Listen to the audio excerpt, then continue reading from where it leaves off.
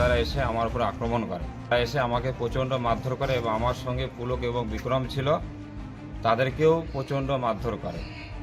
গভীর রাতে নির্বাচনী দেওয়াল লিখনকে কেন্দ্র করে সংঘর্ষের ঘটনায় উত্তেজনা ছড়ালো দক্ষিণ দিনাজপুরের তপন এলাকায়।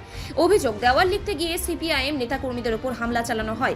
ঘটনায় সিপিআইএম এর এরিয়া কমিটির সম্পাদক দিলীপ বিশ্বাস সহ মোট 3 জন আহত হয়েছেন। শনিবার মধ্যরাতে তপন থানার অন্তর্গত আউটিনা গ্রাম পঞ্চায়েতের লস্করহাট এলাকায় এই ঘটনা ঘটে। আহতদের দ্রুত তপন গ্রামীণ হাসপাতালে নিয়ে যাওয়া হয়। প্রাথমিক চিকিৎসার পর তারা তপন থানায় লিখিত অভিযোগ দায়ের করেন। তবে থানায় অভিযোগ জমা নিলেও রিসিভ কপি দেওয়া হয়নি। সিপিআইএম এর পক্ষ থেকে দাবি করা হয়েছে স্থানীয় তৃণমূলের পঞ্চায়েত প্রধানের স্বামী জয়দেব হেমব্রম এবং তার অনুগামীরাই এই হামলার সঙ্গে যুক্ত। এই বিষয়ে সিপিআইএম এর এরিয়া কমিটির সম্পাদক দিলীপ বিশ্বাস জানান, আমি তখন এরিয়া কমিটির সম্পাদক। আমি দেয়াল লিখছিলাম। গতকালকে আমি চুনকাম করেছিলাম, আজকে সে চুনকাম করাগুলো আমি দেয়াল লিখছিলাম লস্করহাটে। সেখানে আমার উপরে টিএমসির যে বর্তমান প্রধান তার স্বামী জয়দেব হেমব্রম, মন্টু বর্মন, রাজু দাস সহ আরও অনেক নেতৃত্ব তৃণমূলের নেতারা এসে আমার উপর আক্রমণ করে। তারা এসে আমাকে প্রচণ্ড মারধর করে এবং আমার সঙ্গে পুলক এবং বিক্রম ছিল, তাদেরকেও প্রচণ্ড মারধর করে। তারপরে আমি থানায় আইসিকে বিষয়টা জানাই। আইসি লস্করহাটে যাই এবং তারপরে আমি তপনে হসপিটালে ডাক্তার দেখাই। ডাক্তার দেখানোর পরে আমি এই তপন থানাতে এসেছি ডায়েরি করার জন্য। এখানে নাদিরবাবু ডিউটিতে আছেন, তিনি বললেন যে আইসি নির্দেশ দিয়েছেন কোনো রিসিভ দেওয়া যাবে না। গতকালকে নাকি আমাকে আসতে হবে, আমাকে কোনো রিসিভ দেওয়া হয়নি। আমি জমা দিলাম। সেই জন্য আমি খুব দুঃখিত যে আমি একটা সিপিএম পার্টির তপন থানা সম্পাদক, আমার উপর আক্রমণ হলো, আমার কর্মীদের উপর আক্রমণ হলো এবং আমাকে প্রচণ্ড মারধর করেছে। দেখেন এই সমস্ত জায়গা ফুলে গেছে এবং বন্দুক সহকারে রড টড নিয়ে এসে আমাকে প্রাণে মেরে ফেলার চেষ্টা করেছিল। তারপরেও থানা রিসিভ নিচ্ছে না। আইসি সাহেবকে ফোন করছি, তিনি ফোনটা ধরছেন না।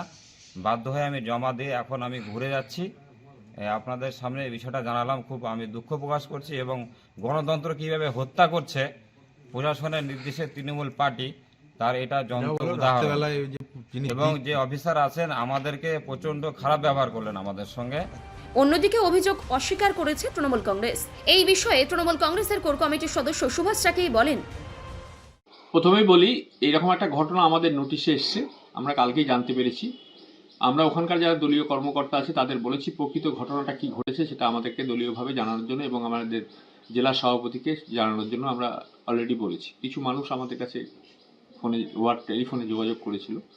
আমরা যেটা জানতে পেরেছি যে এই দেওয়ালটা পূর্বে টিএমসির দখলে ছিল এবং বাড়ির মালিকের কাছ থেকে একটা মৌখিক কিংবা লিখিত একটা অনুমতিপত্র নিয়েছে।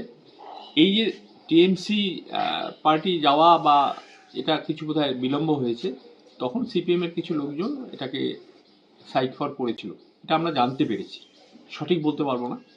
এবং যখন ওরা নাকি চুনকাম করছিল তখন আমাদের কিছু ছেলেপেলে মৌখিকভাবে তাদেরকে বাধাপ্রাপ্ত করে, তখন তাদের মধ্যে একটু কটাঘাটি হয়। আমরা বলেছি ব্যাপারটা বসে দুই পক্ষ মিটিয়ে নিতে। যদি প্রকৃতপক্ষে আমাদের কাছে অনুমতি থেকে থাকে তাহলে আমরা করব, সেটা বুঝিয়ে বলতে বলেছি। আর যদি ওদের কাছে অনুমতি থাকে তাহলে আমরা বলেছি দেওয়াল ছেড়ে দিতে। বাড়ির মালিক আমাদেরকে অনুমতি দিয়েছে, সেই জন্য আমাদের ওখানকার ছেলেপেলেরা এই কাজটা করেছিল। আর সবচেয়ে বড় কথা হচ্ছে যে দেওয়ালটা নিয়ে কথা হচ্ছে, সেই দেওয়ালটা পূর্বে বরাবর টিএমসি পার্টি ওইখানে লিখত এবং সেখানে সাইট ফর অমুক বা বিগত নির্বাচনে যারা দাঁড়িয়েছিলেন তাদের নামে দেওয়ালটা লেখা হচ্ছিল। সেই কারণেই একটা বচসা সৃষ্টি হয়েছে, ভুল বোঝাবুঝি হয়েছে। আমরা আশা করছি দুই পক্ষই, সে যে রাজনৈতিক দলই হোক না কেন, দুই পক্ষ আলাপ আলোচনার মাধ্যমে এটা মিটিয়ে নেবে। আমরা সেরকম নির্দেশ আমরা বলেছি, আমরা নির্দেশ নয়, আমরা বলেছি যে এই ব্যাপারটা নিজেদের মধ্যে স্থানীয় স্তরেই মিটিয়ে নিতে। পুরো বিষয়টি খতিয়ে দেখছে তপন থানার পুলিশ। তপন থেকে বিশেষ প্রতিবেদন নিউজ টুডে।